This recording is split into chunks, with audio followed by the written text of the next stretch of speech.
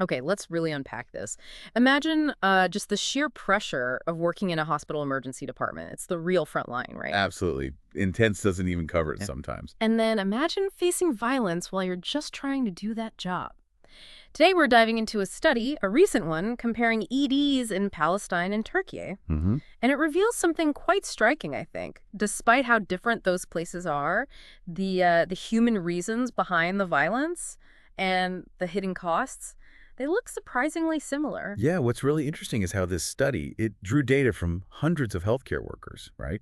And it doesn't just put numbers on the problem, which it does, but it really digs into those common root causes and the impacts, even with those big context differences you mentioned. Right. So our mission here, for you listening, is to pull out the key insights.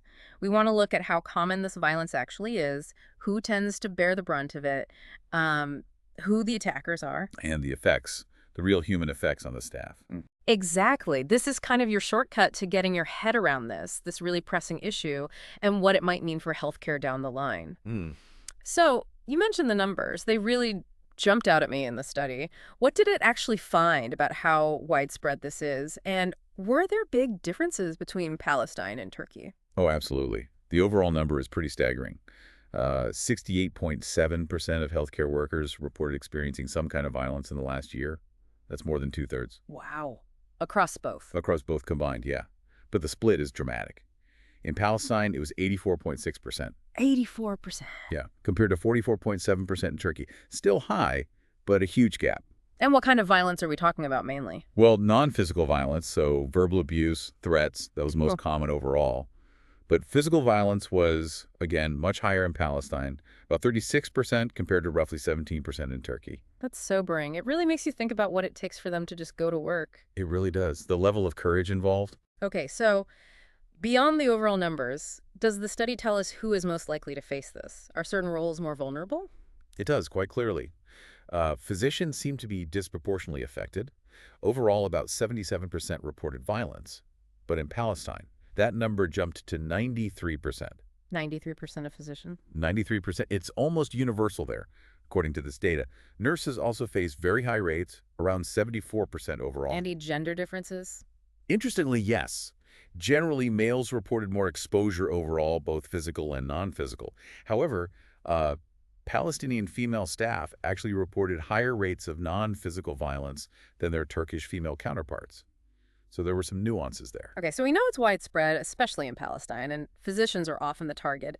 Who's perpetrating this violence? Does the study point fingers?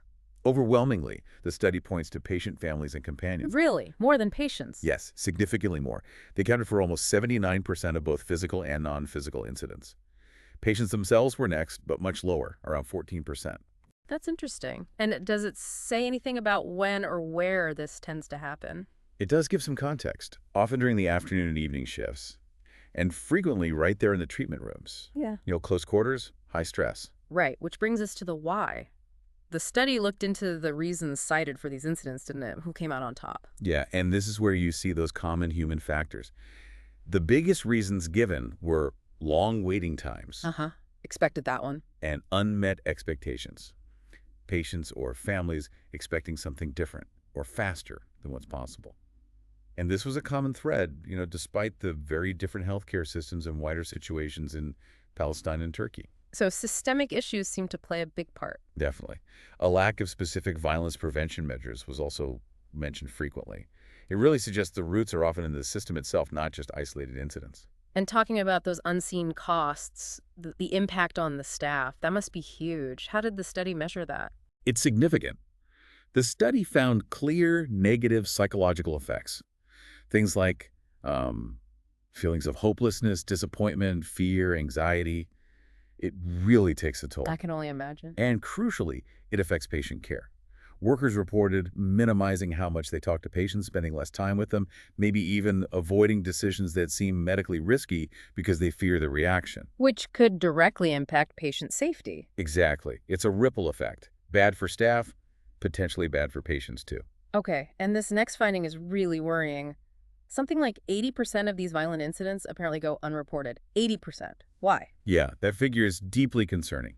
The main reason staff gave, they just didn't see the point. They felt nothing would be done, no follow-up, no action taken against the aggressor. So a sense of futility. Pretty much. Or They feared consequences for themselves or their job if they did report it. So you get this vicious cycle. Less reporting means the problem stays hidden. Exactly. Less than 20% get reported formally. And even when they are, action isn't guaranteed. The study found a big difference there, too. Only 8% of reported cases in Palestine saw action taken, compared to over 44% in Turkey. Prevention measures were also found to be much less available in the Palestinian EDs studied. So let's try and pull this all together. What's the main takeaway here from this deep dive? Well, I think it paints a really clear and frankly worrying picture. This violence is widespread. It's a serious problem, particularly acute in the Palestinian context studied, but present in both. It's mostly coming from patient families, driven often by system pressures like waiting times. Right, and physicians are often on the receiving end. And the fact that it's so massively underreported, mainly because staff feel powerless or scared, that just makes the problem bigger. And think about this. Nearly 60% of staff exposed to violence said they'd considered leaving their job in the ED. 60%, that's huge for staffing. It raises a massive question, doesn't it? What does that mean for the future of emergency care, for availability, for quality, for all of us? It just screams for better prevention, proper reporting systems that actually work, and real consequences for aggression. It really does. It's a stark reminder that keeping the people who save lives safe has to be a priority, and it sounds like it needs everyone involved, policymakers, hospitals, maybe even us, the public. The collaborative effort, definitely. We hope this deep dive gives you a better sense of the huge challenges these healthcare workers face, and maybe leaves you thinking, what part can you play in pushing for safer healthcare environments for everyone?